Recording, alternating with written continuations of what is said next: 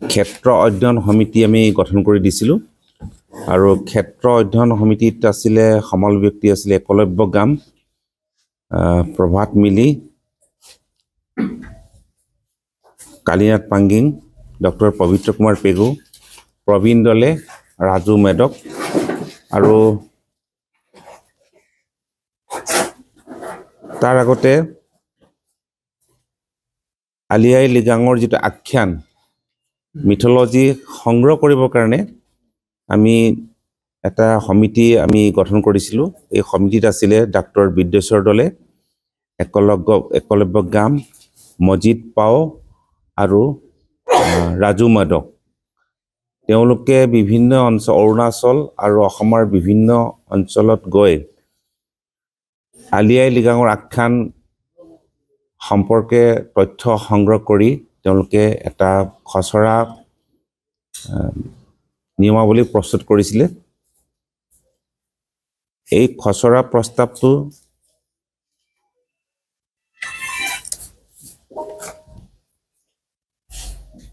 পুনৰ ক্ষেত্ৰ অধ্যয়ন কৰাৰ কাৰণে এটা কমিটি বনোৱা হৈছিলে। তাৰপিছত জোনাইৰ যিটো জনেকৰং অধিৱেশন বান একেবাঙৰ, তাত এই যিটো খচৰা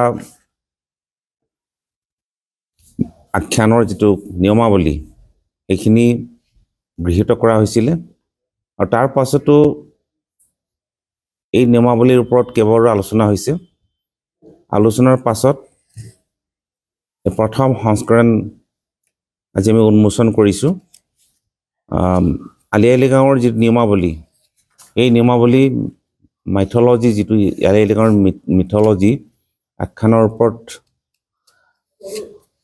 আধাৰত প্ৰকাশ কৰা হৈছে আৰু এতিয়াৰ পৰা মিচিংসকলে আলি আই লৃগাং এই নিয়মাৱলীক মানি উদযাপন কৰিব লাগিব। অহা 19 ফেব্ৰুৱাৰী তাৰিখে আলি আই লৃগাং উদযাপিত হ'ব আৰু আগন্তুক যিটো আলি আই লৃগাং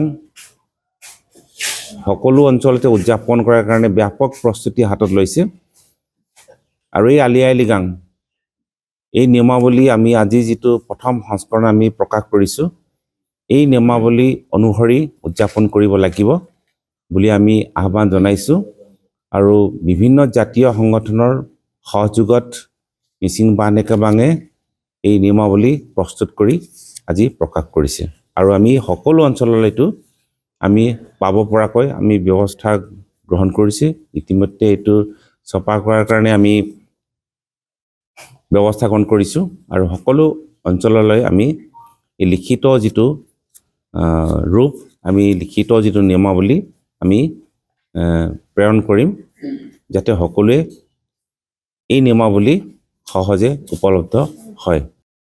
এটা সাংস্কৃতিক কাৰ্যালয় ৰূপান্তৰিত হৈছে, কিন্তু আলি আই লৃগাং এক আধ্যাত্মিক এটা পৰম্পৰা বুলি আমি ৰীতি নীতি বুলি আমি ক'ব বিচাৰোঁ আৰু এটা আধ্যাত্মিক পৰম্পৰাক আমি জীয়াই ৰাখিব লাগিব, নহ'লে আলি আই লৃগাঙৰ তাৎপৰ্য হেৰাই যাব। আলি আই লৃগাং মূল তত্ত্বটো হৈছে বুধবাৰে আমি সকলো অঞ্চলত উদযাপন কৰিব লাগিব।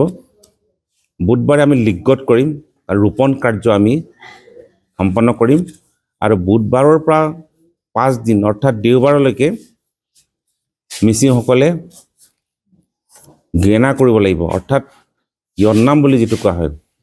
বুধবাৰৰ পৰা দেওবাৰলৈকে এই 5 দিনৰ ভিতৰত বধ কৰা এই গাহৰিয়ে হওক, কুকুৰাই হওক বা মাছেই হওক, বধ কৰা মাংস খাব নোৱাৰিব।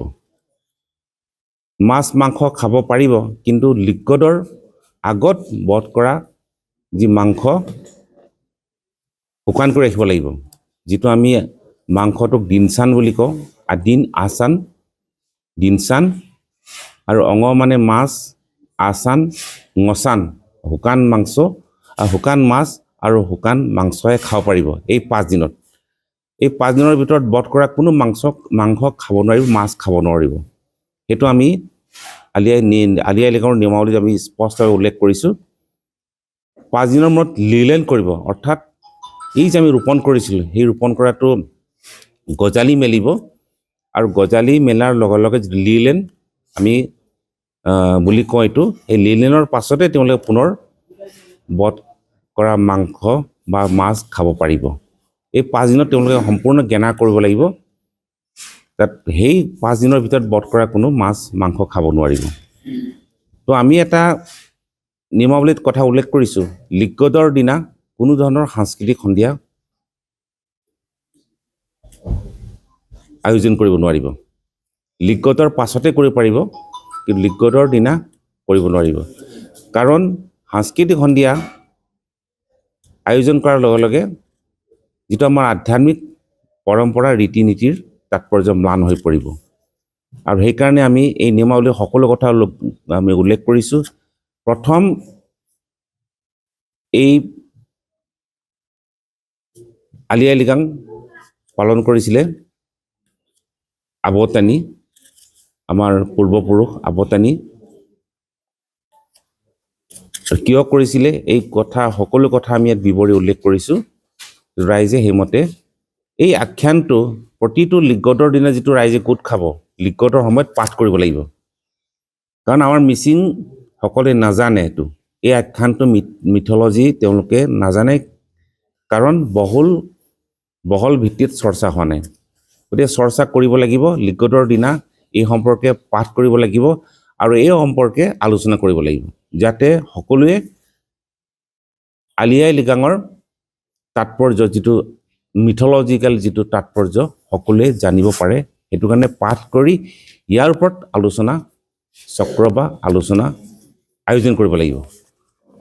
কেৱল খোৱা বোৱাৰ এইটো উৎসৱ নহয়, ৰং ধেমালিৰ উৎসৱ নহয়। ৰং ধেমালি হ'ব সেইটো লিলেণ্ডৰ দিনা হ'ব, লিলেণ্ডৰ পাছতে এইটো ৰং ধেমালি হ'ব। আৰু এই ক্ষেত্ৰত আমি ক'ব বিচাৰোঁ যে আমি দেখা পাইছোঁ যে কিছুমান ৰাজনৈতিক দল বা ৰাজনৈতিক দলৰ কিছুমান যুৱ সংগঠন, যেনেকৈ ইউথ কংগ্ৰেছ বা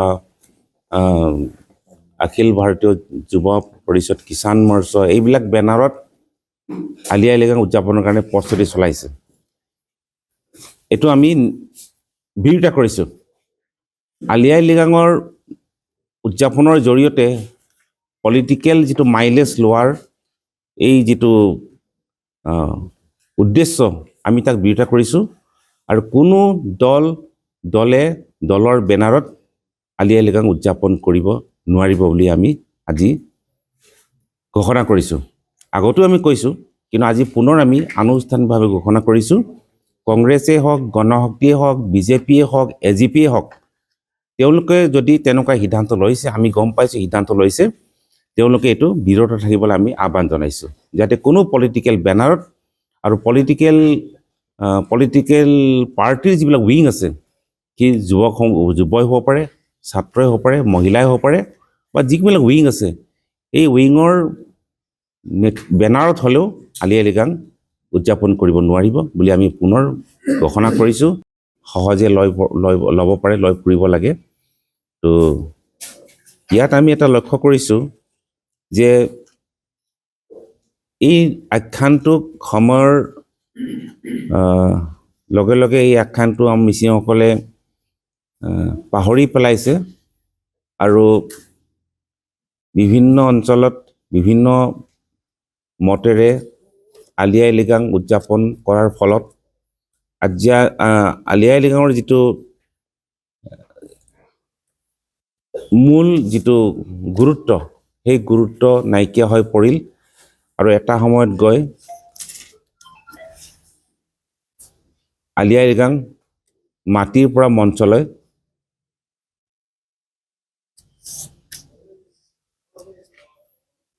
আমি পোৱা দেখিবলৈ পাইছোঁ। যিটো লিগদ বুলি কোৱা হয়, সেই লিগদটো মূল পৰম্পৰা যিটো লিগদ, সেই লিগদৰ তাৎপৰ্য ম্লান কৰি মঞ্চৰ যিবিলাক কাৰ্যসূচী, যেনে মুকলি সভা বা সাংস্কৃতিক সন্ধিয়াই গুৰুত্ব লাভ কৰিলে। আৰু এই গুৰুত্ব লাভ কৰাৰ পাছতে আলি আই লৃগাঙৰ যিটো আধ্যাত্মিক যিটো গুৰুত্ব ম্লান হৈ পৰিল। আৰু মূল উদ্দেশ্য উদ্দেশ্যৰ পৰা মিচিংসকল আঁতৰি আহিলে। কিন্তু আমি ক'ব বিচাৰোঁ আলি আই লৃগাং এক উৎসৱ নহয়, এইটো এটা আধ্যাত্মিক পৰম্পৰা। আলি আই লৃগাং কেতিয়া কৰিছিল, ক'ত কৰিছিল, কিয় কৰিছিল, সেই সম্পৰ্কে মিচিংসকলে পিছলৈ সময়ৰ অতিবাহিত হোৱাৰ লগে লগে পাহৰি পেলাইছিল আৰু এৰাই চলি কেৱল এটা সাংস্কৃতিক উৎসৱ হিচাপে ৰূপান্তৰ কৰিলে। গতিকে আমি এই আলি আই লৃগাঙৰ মূল যিটো তত্ত্ব বা গুড়াৰ্থ বা তাৎপৰ্য আমি পুনৰ প্ৰতিষ্ঠা কৰিবলৈ বাণীকে মাঙে বিভিন্ন জাতীয় সংগঠনৰ সহযোগত প্ৰচেষ্টা হাতত লৈছিল আৰু এই প্ৰচেষ্টাৰ মূৰত আমি এক নিয়মাৱলী আমি আজি উন্মোচন কৰিছোঁ, প্ৰকাশ কৰিছোঁ আৰু এই নিয়মাৱলী অনুসৰি আলি আই লৃগাং উদযাপন কৰিব লাগিব।